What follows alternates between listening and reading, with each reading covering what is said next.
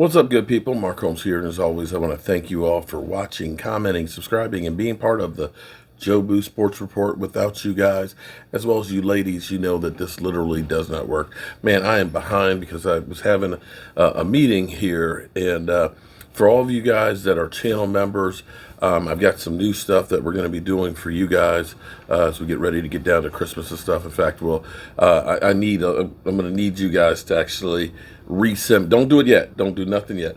But I need to get your contact information again because we're going to be doing some great things for all of you as an extra thank you for being a channel member. But we do have some news on Bradlee and Anae. Here's the thing about the Cowboys. When Terrell Basham had the unnecessary roughness call, and when he came off of the side, on the sidelines there, Mike McCarthy gave him one of those looks that just literally makes your heart stop. And you knew that Mike McCarthy's not playing, and the team's not playing about mistakes. And they're holding guys responsible for their actions. I'm going to say I don't think that was necessarily the case before with the Dallas Cowboys. Too many times somebody would do a boneheaded mistake and we would get Jason Garrett just clapping. You know, hey, no, we'll get him next time, Johnny. Don't worry about it. But now players are being held accountable. You can't just go ahead and say, oops, I screwed up.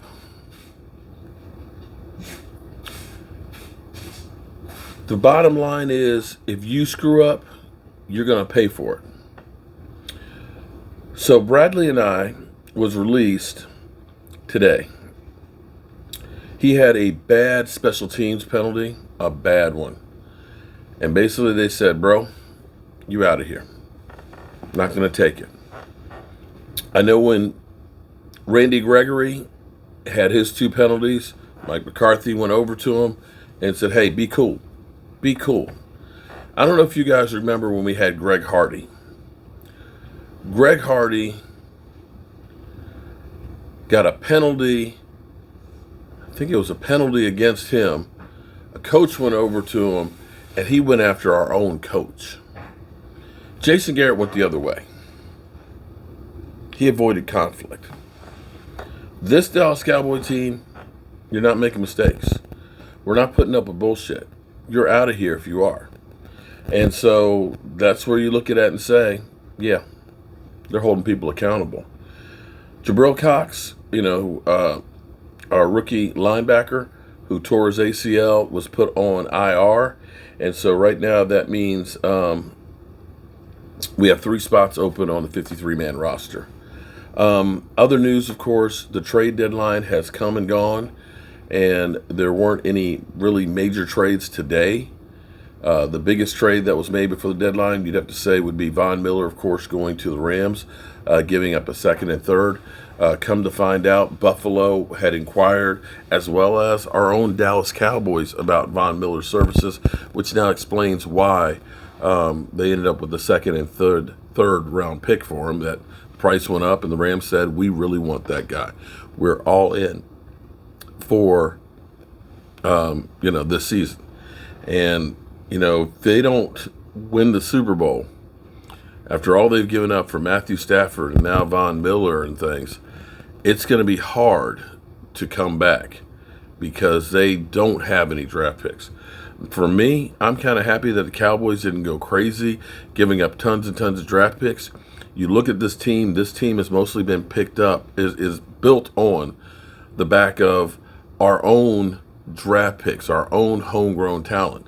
The fact that you got a guy like Terrence Steele that you found as an undrafted rookie free agent and got him to take his lumps last year, and now he's playing well and may end up being the replacement for Tyron Smith if Tyron Smith can't go. Tyron Smith is dealing with an Achilles tendon, not Achilles, a bone spur in his foot, and we'll find out through practice on Thursday how well it's going to be. They're having a modified practice tomorrow because they had the Sunday night game per NFL rules.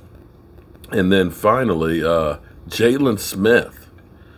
The Jalen Smith and Green Bay experiment.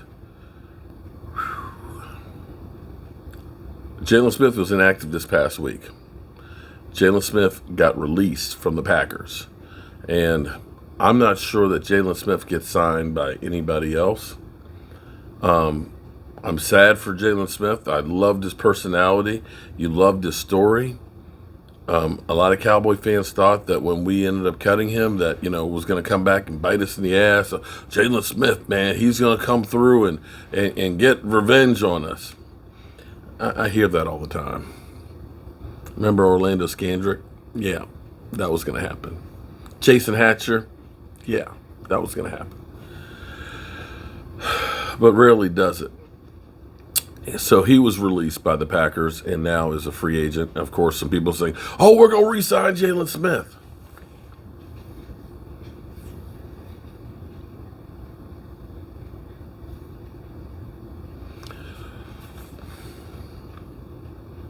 Yeah.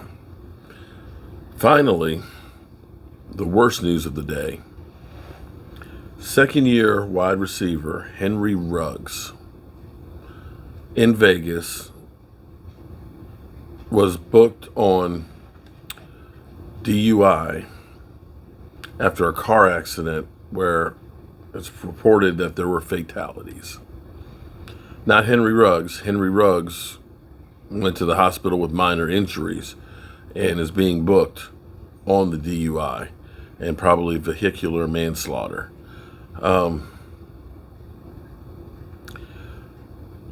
Sadly, that's a life-changing event. Not only for Henry Ruggs, who we're hearing that it's mandatory 1 to 2 years, I think, for vehicular manslaughter in Nevada, but for the people that he was involved in the accident with. His attorney has come out and said, wait till the facts all come out and everything else before we reserve judgment. It's true. Everybody has their day in court.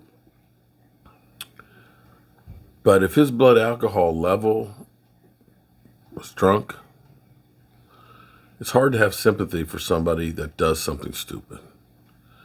You get behind a 2, 3, 4,000 pound vehicle drinking. There's no excuse, especially as an NFL player. When the NFL has set up a no questions asked number, you call it, you get transportation. No questions asked. And why any NFL player would jeopardize themselves, their career, and others, it's just hard to take. It's just unbelievable. We'll find out more when we find out more on that situation, but hope I don't have to report that ever again. I'm Mark Holmes, and well, I appreciate y'all. Hope you're having a great day. I'll see you soon.